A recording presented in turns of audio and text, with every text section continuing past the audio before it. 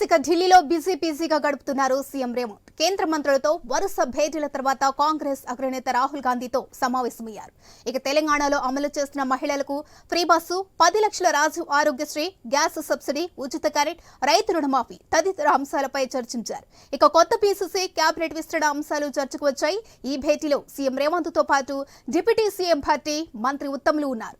ఇక వరంగల్ సభకు రావాల్సిందిగా రాహుల్ ని ఆహ్వానించారు సీఎం రేవంత్. ఇదే అంశానికి సంబంధించి మా కరెస్పాండెంట్ సునీల్ పూర్తి అప్డేట్స్ అందిస్తారు. సునీల్, ఢిల్లీలో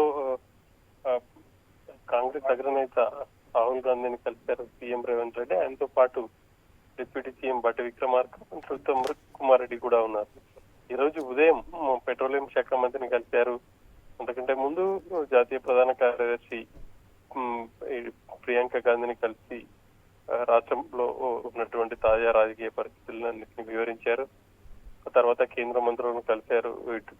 పెట్రోలియం శాఖ మంత్రి కలిసి ఆ తర్వాత ఇక గ్యాస్ సబ్సిడీకి సంబంధించి విడుదల చేసే విధంగా ఆదేశాలు ఇవ్వాలి అని చెప్పేసి కూడా కోరడం జరిగింది. ఆ తర్వాత కేంద్ర జలశక్తి శాఖ మంత్రిని కలిశారు. మూసీ రివర్ డెవలప్మెంట్ కు 10,000 కోట్ల రూపాయలు కేటాయించాల్సిందిగా విజ్ఞాపన పత్రం అందజేశారు.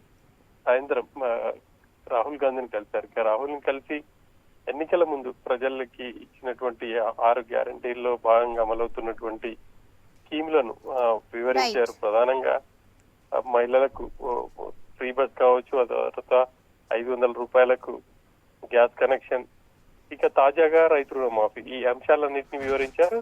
రాహుల్ వరంగల్ కి సభ ఏర్పాటు చేయబోతున్నాం, ఆ సభకు రావాలని కూడా రాహుల్ ని ఆహ్వానించారు. ఆ మేరకు రాహుల్ కూడా గ్రీన్ సిగ్నల్ ఇచ్చినట్టు తెలుస్తుంది.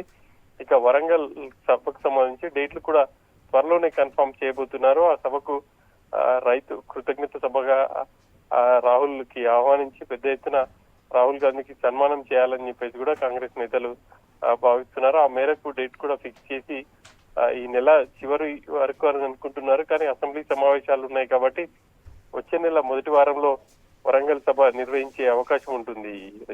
Right, thank you Sunil.